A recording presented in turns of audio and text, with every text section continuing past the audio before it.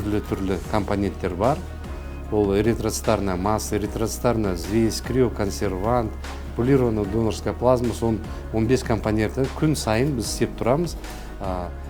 Мекемелер қандай компонент керек болса, біз соны дайындаймыз. Әр компоненттің өзінің мерзімі әр түрлі. Тромбоцит концентраты 7 күн.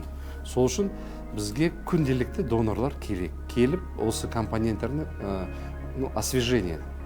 Күн сайын дайындаймын. Донорларға рахмет айтым келеді.